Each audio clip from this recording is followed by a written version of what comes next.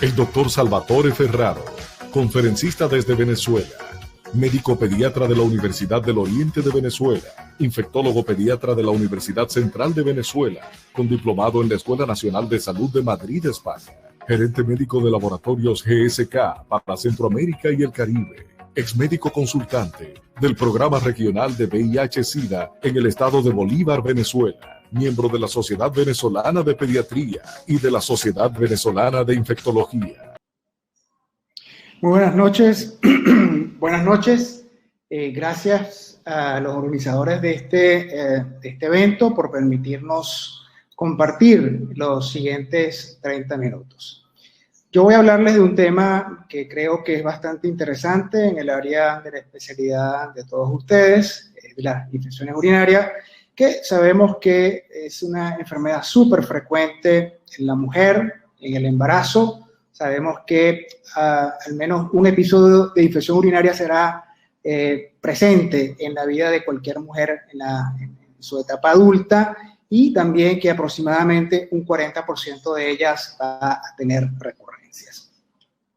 Mi nombre es Salvatore Ferraro, yo soy médico infectólogo pediatra y me desempeño actualmente como gerente médico para laboratorios GlaxoSmithKline, como gerente médico en las áreas de antirretrovirales y en las áreas de antibióticos, que, bueno, es mi área de expertise. Y esto es la agenda que les voy a presentar durante los siguientes minutos. Esta agenda se basó en una serie de preguntas, en realidad son 15 preguntas que se recogieron alrededor del mundo, de 30 países, las preguntas más frecuentes que nos hacían los médicos en relación a infección urinaria, y la idea, bueno, es presentar estas preguntas. No voy a hacer una presentación magistral hablando de epidemiología, de prevalencia de infección urinaria, sino simplemente responder las situaciones más importantes en el tratamiento de la infección urinaria, tanto en la mujer como en el embarazo. Entonces, vamos a comenzar con esta primera pregunta que dice: ¿se debe tratar o se puede tratar a pacientes con síntomas de cistitis aguda sin resultados de análisis de orina?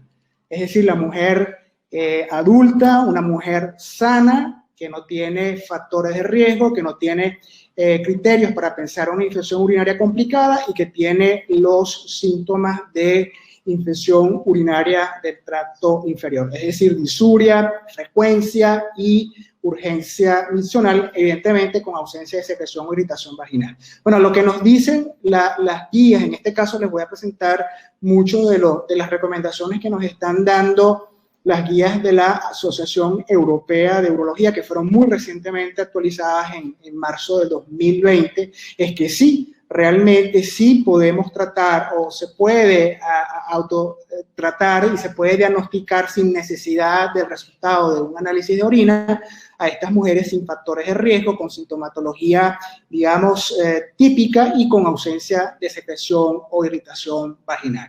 Esto, cuando vemos el grado de la evidencia y cuando vemos las recomendaciones de estas guías, podemos encontrar que la fortaleza de esta recomendación es fuerte. Por otro lado, vamos a la segunda pregunta: ¿cuáles serían los factores que guiarían entonces la elección de antibióticos en la cistitis aguda no complicada? Y fíjense que en infecciones urinarias no complicadas en la mujer, realmente la indicación de tratamiento antimicrobiano sería, de hecho, fundamentalmente por el éxito clínico o por la mejoría rápida de la sintomatología en los pacientes. Y los factores que se deben tomar en cuenta son todos estos acá que ustedes pueden ver. La cobertura, es importante que nosotros tengamos en cuenta los patrones de susceptibilidad. Es lo primero que nosotros debemos tener en claridad para poder indicar un tratamiento de esta manera, un tratamiento empírico. Luego también tenemos que tener en cuenta factores como las alergias, el historial de cumplimiento del paciente. Por ejemplo, si es un paciente que tiene buena adherencia a los tratamientos o un poco más difícil, la tolerabilidad y reacciones adversas que ese paciente en previas medicaciones pudo haber tenido. los patrones de recomendaciones locales, o sea, las guías, las pautas locales, muchas de ellas en base a los patrones de susceptibilidad local que tengan a los microorganismos más frecuentes en infección urinaria, que obviamente sabemos que son los uropatógenos tipo Escherichia coli, y finalmente la disponibilidad y costo. Entonces, ¿cuál sería el tratamiento recomendado para la cistitis aguda no complicada? Y fíjense, quiero que tomen mucha atención en relación a esto, porque acá hay algunos cambios que, si ustedes están siguiendo, por ejemplo, pautas de guías americanas que todavía no se han actualizado, por ejemplo, las guías de ITSA están desde el 2011 y desde ese entonces no se han actualizado, vamos a ver que hay algunas diferencias bien particulares en relación al tratamiento de la cistitis aguda no complicada. Fíjense que como tratamiento de primera línea en mujeres con cistitis no complicada se siguen manteniendo, obviamente, todos estos medicamentos como la fosfomicina trometanol, como por ejemplo la nitrofurantoína o la pimesilina, que es un betalactámico que está disponible en Europa, que la característica de ellos en común es que tienen bajo impacto sobre lo que se llama el daño colateral, que sería el impacto sobre la ecología bacteriana que pues, está presente en nuestra microbiota. Y hoy día lo ideal es utilizar antibióticos de bajo impacto a nivel de la microbiota. Pero donde yo sí quiero que tomen atención en las alternativas. Si bien las cefalosporinas se mantienen como tratamiento, digamos, opcional en los casos donde no se puedan utilizar las primeras líneas, como la fosfomicina o la macrodantina o la pimesilina, cefalosporinas de primera, de segunda o de tercera generación son una buena opción. Y probablemente, si ustedes recordarán, hace algunos años en estas mismas guías de la Asociación Europea de Urología, las guías de la Sociedad Americana de Enfermedades Infecciosas también tienen como opción alternativa a la fluoroquinolona. Y en esta actualización ellos retiran a la fluoroquinolona, y lo vamos a ver ahora la razón, y no están más dentro de las opciones alternativas para el tratamiento de la cistitis no complicada en mujeres. En relación al trimetoprim sulfa, debemos tener en cuenta que si bien la trimetoprim sulfa alcanza buenas concentraciones urinarias, también alcanza buenas concentraciones séricas y a nivel del tejido, hay que tener en cuenta los patrones de resistencia local, y para cistitis, una resistencia mayor del 20% en el caso de trimetoprim sulfa, donde en general la resistencia es bastante importante alrededor del mundo, es ya una, digamos, indicación de no utilizarla. Recuerden que para cistitis, para cualquier tratamiento antibiótico, el límite de resistencia es el 20%, pero para pielonefritis no es el 20%, es un 10%. O sea, es mucho más estricto el límite para poder decidir si un tratamiento antibiótico permanece como de primera línea o ya simplemente deja de ser primera línea por esta resistencia tan importante. Esta es otra guía, las guías españolas, y fíjense que para las cistitis aguda no complicada, ellos también, bueno, mantienen la recomendación de la fosfomicina trometanol, la nitrofurantoína, porque, bueno, de hecho son antibióticos que tienen buena concentración a nivel urinario, tienen bajo perfil de resistencia, de hecho, y además de eso, están asociados a mínima resistencia y propensión de daño colateral. Por eso es que la vamos a encontrar en muchas de las guías para este tipo de patologías no complicadas, cistitis aguda no complicada, este tipo de medicamentos. Pero luego ellos tienen las fluoroquinolonas, pero hacen la advertencia que si bien son altamente eficaces en regímenes cortos, debe tenerse como alternativa debido a su propensión a daño colateral. Fíjense que estas guías son del 2017, las que yo les presento de la Asociación Europea son de 2020, y ya ellos sacan a la fluoroquinolona de tratamiento alternativo debido a este impacto sobre el daño colateral y también debido a la resistencia tan importante que hay en este momento de fluoroquinolona y uropatógenos. Por otro lado, beta-lactámicos como amoxicilina clavulánico, cefuroxima, cestibuten, cefixima, ellos los mantienen como tratamiento alternativo. Y el cotrimazol, fíjense, en el caso específico de España, ellos colocan en su guía que no lo recomiendan como tratamiento empírico debido a que la resistencia de Escherichia coli en ese país es superior al 20%, que era lo que les había comentado anteriormente. Ahora, veamos el punto de la fluoroquinolona.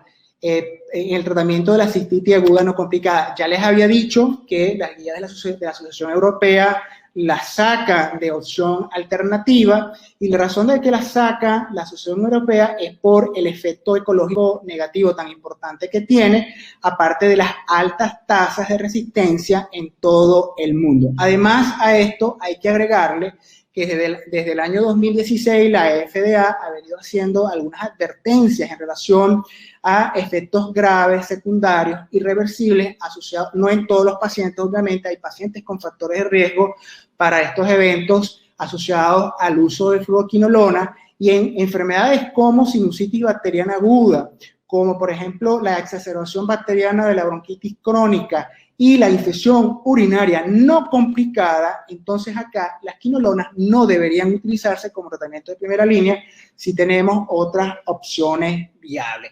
Y los efectos que se han descrito han sido a nivel del sistema musculoesquelético, a nivel del sistema nervioso periférico y a nivel del sistema nervioso central. Hablemos ahora un poquito de las opciones de tratamiento para infecciones urinarias complicadas, y aquí recordemos que cuando hablamos de complicadas estamos hablando de pacientes que tienen tanto una alteración de tipo funcional o una alteración de tipo anatómica, ¿verdad? Y se consideran infecciones urinarias complicadas todas las infecciones que se producen en los hombres, en las embarazadas, en pacientes con anormalidades anatómicas o funcionales relevantes del tracto urinario, en pacientes con catéteres permanentes, pacientes con enfermedades renales y los pacientes con inmunodeficiencia concomitante, como por ejemplo pudiera ocurrir con la diabetes, ¿no? Entonces, ¿cuáles serían las opciones de tratamiento? Pero antes de pasar a las opciones de tratamiento, es importante que tengamos en cuenta que ante toda infección urinaria es importante siempre manejar cualquier anomalía urológica o cualquier factor de complicación subyacente. Hay que buscarla, ¿no?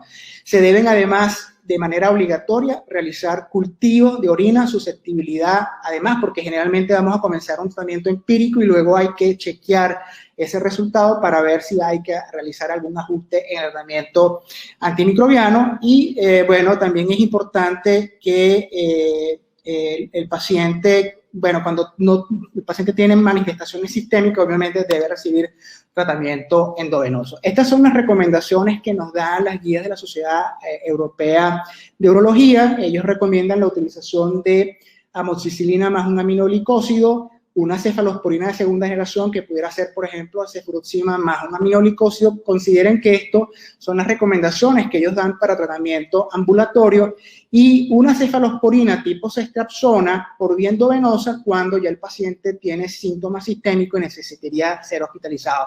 Recuerden que estas son recomendaciones empíricas y que deben además ajustarse, considerarse de acuerdo a la susceptibilidad local que ustedes tienen en los uropatógenos.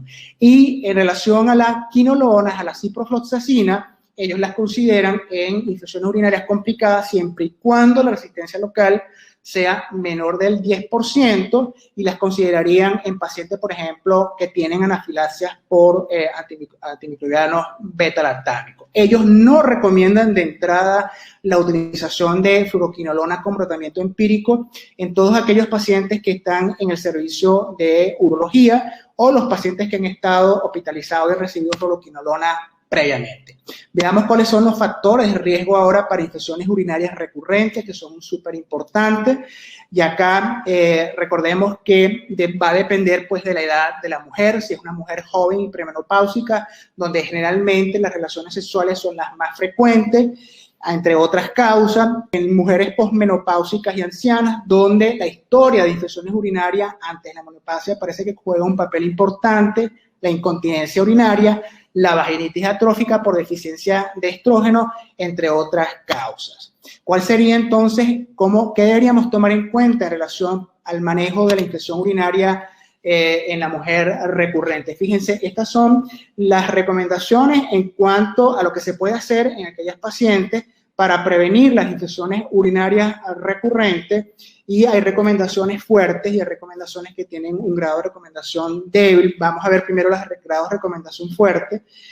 Primero, hay que en el diagnóstico de infección urinaria recurrente debe realizarse el cultivo de orina. Luego tenemos que hay medidas que son utilizadas ya desde hace algún tiempo y que han demostrado beneficios, como por ejemplo la inmunoprofilaxis o la profilaxis inmunoactiva. Y bueno, esto es fundamental. O sea, ustedes conocen muy bien la vacuna, la OM82, que puede ser nasal o puede ser oral. Luego tenemos la profilaxis antimicrobiana, que también ustedes estoy muy seguro que la han utilizado, y también se ha dicho pues que tiene un efecto positivo, sobre todo cuando se utiliza entre 6 y 12 meses de edad. Hay que obviamente hablar en los pacientes sobre los posibles efectos secundarios.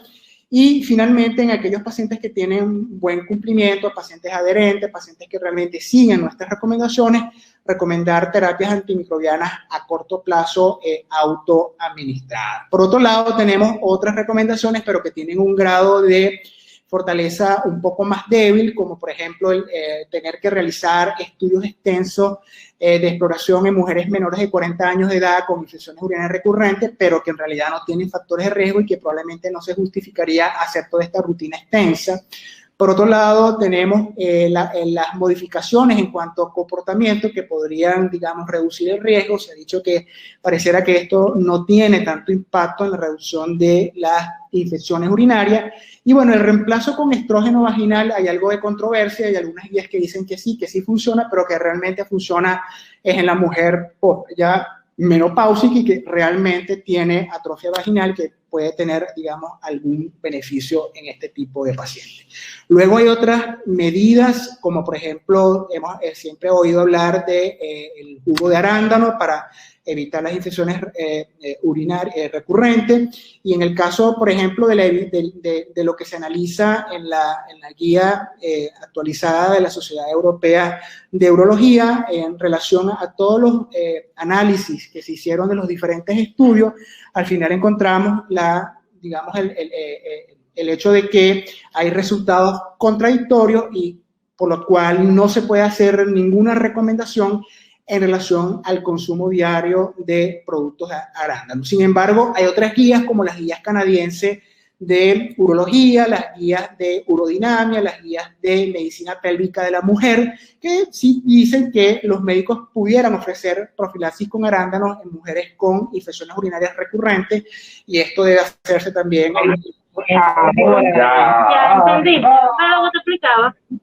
Ahora con el sistema sin título. ¿Cómo es que no se lleva? Se genera el sistema sin título. Que a Rosa ella va a tener que dar el clase. Bueno, si pueden, por favor, cerrar el micrófono, lo agradezco. Estoy en plena exposición. A ver, ¿cómo llama el suyo que se le conecta? El micrófono. Ok, sigamos entonces con la recomendación de los probióticos en la profilaxis y las infecciones urinarias recurrentes. Acá creo que no hay tanta controversia y en realidad cuando vamos a la conclusión que tiene la guía de la Sociedad Europea de Urología y las guías de las directrices de la Sociedad Canadiense de Urología y de Urodinamia, en realidad encontramos que debido a los pocos datos y a la pobre calidad de la evidencia, en general vemos que no hay recomendaciones en cuanto al uso de probióticos basado en Lactobacillus, que ha sido el más estudiado, hasta que realmente haya más datos que puedan indicar algún beneficio en comparación con otros agentes disponibles. Hay un tema que yo no quería dejar de pasar, que era qué opciones de tratamiento debemos utilizar en la infección urinaria cuando tenemos una Escherichia coli productora de beta-lactamasa espectro extendido. Esto que les traigo acá es el resultado del estudio SMART que se llevó a cabo, en este caso en México, y donde fíjense que para Escherichia coli había un 50% de E. coli productora de beta-lactamasa de espectro extendido, y cuando vamos al porcentaje de susceptibilidad a este fármaco que está acá y que es muy utilizado, que es la ceftriaxona, cefalosporina tercera generación, fíjense que la susceptibilidad es muy, muy baja, al 1%. Tengan en cuenta que una vez que ustedes tengan una Escherichia coli productora de beta-lactamasa espectro extendido, se ha perdido la actividad de todo el grupo de las aminopenicilina, de todo, inclusive aminopenicilinas con hidrobetalactamasa y de todo el grupo de las cefalosporinas. De allí la importancia de hacer el buen uso de tratamiento antibiótico, ya que ciertos fármacos, como por ejemplo, y esto así lo han dicho muchas guías, como las quinolonas, las cefalosporinas, especialmente las cefalosporinas de tercera generación, están muy asociados con la emergencia de beta-lactamasa de espectro extendido. Entonces, ¿cuáles serían las opciones de tratamiento en aquellos pacientes donde tengamos la sospecha o donde tengamos la confirmación de una beta-lactamasa de espectro extendido?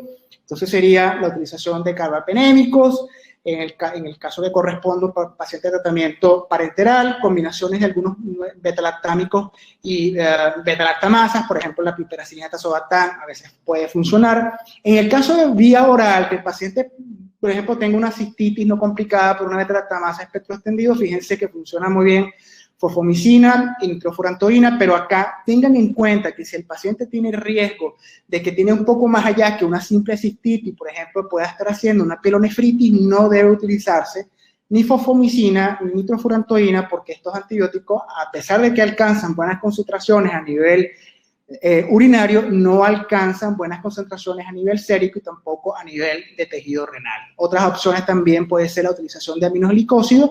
Y bueno, y hoy día hay nuevos antibióticos como por ejemplo la plazomicina, así como también otros antibióticos cefalosporinas de tercera generación que se han combinado con nuevas beta-lactamasas y beta-lactamasas de nueva generación que tienen actividad sobre Escherichia coli o sobre uropatógenos en general productoras de beta-lactamasa de espectro extendido. Vamos a hablar ahora de la mujer embarazada. Y vamos a comenzar hablando de la importancia del por qué tratar de, primero, evaluar y tratar a la mujer embarazada que tiene una bacteriuria asintomática. ¿Por qué es importante evaluarla? Bueno, es importante porque todos los estudios han concluido o han visto el beneficio de hacerlo en el punto de que diagnosticar y tratar la bacteriuria asintomática en la mujer embarazada va a disminuir el número de infecciones urinarias sintomáticas, va a disminuir, va a ayudar a mejorar la bacteriuria y además de eso va a tener un impacto directo sobre el recién nacido, va a disminuir las tasas de recién nacidos de bajo peso al nacer, así como también va a disminuir las tasas de partos prematuros. Si bien estoy diciendo que en embarazadas debemos diagnosticar y debemos tratar la bacteriuria asintomática, no quería dejar de pasar en cuáles casos no buscar de manera proactiva y no tratar la bacteriuria asintomática. Y son en las mujeres premenopáusicas, en las mujeres no embarazadas. Sabemos que a lo largo de la vida, en lo que la mujer va envejeciendo, estas mujeres que tienen estos factores, esta predisposición a ser bacteriuria asintomática, esto se va a incrementar con la edad. En mujeres diabéticas, que también un porcentaje nada despreciable puede tener bacteriuria asintomática. En personas mayores que viven en la comunidad, personas mayores que viven institucionalizados, personas con lesiones de médula espinal, por lo general pueden llegar a tener hasta un 30, un 40% de ellos pueden tener bacteriuria asintomática. Pacientes cateterizados mientras el catéter permanezca in situ, tampoco hay que hacer el diagnóstico y mucho menos el tratamiento. ¿Y por qué no hacer el tratamiento? Porque se ha visto que tratar los pacientes que tienen una bacteriuria asintomática, exceptuando, ya vimos por ejemplo en el caso de la embarazada y hay otras indicaciones que también se debe tratar, no va a disminuir la frecuencia de infección sintomática ni va a mejorar otros resultados, más bien es contraproducente porque se ha visto que esas Escherichia coli o algunos otros patógenos que pueden estar produciendo esta bacteriuria asintomática, por lo general no son verdaderos patógenos. Entonces, eliminarlos a ellos puede dar la oportunidad de que un verdadero uropatógeno colonice y realmente produzca infección urinaria sintomática como tal. ¿Cómo diagnosticar la bacteriuria asintomática? ¿Cuándo realizarlo en la mujer embarazada? Bueno, en realidad la bacteriuria asintomática se hace pues realizando el cultivo, que ustedes saben, y en el caso de la mujer embarazada, el diagnóstico se hace con 2 muestras de orina que deben tener un crecimiento de una misma cepa bacteriana del mismo de al menos 10 a las 5 unidades formadoras de colonia. ¿Cuándo debe hacerse la búsqueda de detección de la bacteriuria asintomática? Debe hacerse al menos al principio del embarazo. Y de obtenerse cultivos positivos, entonces en este caso, luego del tratamiento hay que hacer cultivos de seguimiento de 1 a 2 semanas después del tratamiento y luego repetirse una vez al mes en esta paciente que ya hemos visto que tiene bacteriuria asintomática. ¿Qué antibióticos podemos utilizar en la bacteriuria asintomática, en la bacteriuria asintomática y en la cistitis en la embarazada? Y hay algunas consideraciones a tomar en cuenta en relación al primer trimestre. Bueno, estos son algunos de los antibióticos que se han propuesto para el tratamiento de la bacteriuria asintomática y de la cistitis en la embarazada. La amoxicilina o la cefalexina, ambos son tratamientos seguros que se han probado desde hace muchísimo tiempo. Sin embargo, acá nuevamente hay que tener muy presente realmente el porcentaje, la tasa de susceptibilidad o resistencia local de los principales uropatógenos productores de bacteriuria asintomática, de infección urinaria y las bacterias productoras de bacteriuria asintomática. Cuando no es posible, por ejemplo, por la resistencia, porque ya no funcionó, estas son otras opciones que se pueden utilizar y en ese caso la cefuroxima,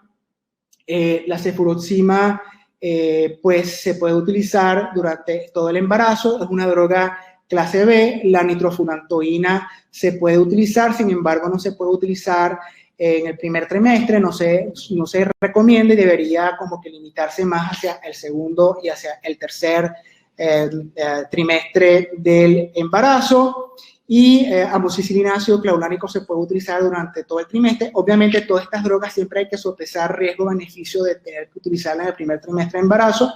Y el trimestoprim sulfa, si él tiene un buen grado de susceptibilidad, pueden utilizarlos, pero deberían evitarse en el primer trimestre del embarazo. Ya para terminar, quinolonas en la mujer embarazada en realidad deberían de evitarse. Levofloxacina, ofloxacina y norfloxacina están contraindicadas en el embarazo y la ciprofloxacina realmente debería evitarse durante el embarazo. En relación a beta-lactamasas de espectro extendido durante el embarazo, las consideraciones son las mismas. Un carbapénico, en el caso, por ejemplo, de la paciente que amerita un tratamiento por vía endovenosa, puede ser tapenem, meropenem, imipenem. En infecciones menores puede utilizarse fosfomicina o puede utilizarse nitrofurantoína. Pero independientemente del antibiótico que ustedes vayan a utilizar, es siempre importante un cultivo posterior al tratamiento para prueba de curación en el caso de la mujer embarazada. Con esto termino. Simplemente recordándoles que la infección urinaria sigue siendo una causa frecuente de consulta, es una causa frecuente además de prescripción de antibióticos y debe ser evaluada cuidadosamente. Es fundamental seguir recomendaciones, digamos, que podamos tener locales y mejor siempre si estas están basadas sobre susceptibilidad local. El tratamiento empírico con quinolona, dependiendo de la susceptibilidad local, al menos en patología como la cistitis aguda no complicada de la mujer embarazada, debe evitarse. Y otros antibióticos como, por ejemplo, aminopenicinas con hidrobeta-lactamasa, cefalosporinas de primera, cefalosporinas de segunda generación, hemos visto que tienen un rol como tratamiento alternativo que debemos tener en cuenta. Con esto finalizo. Muchísimas gracias.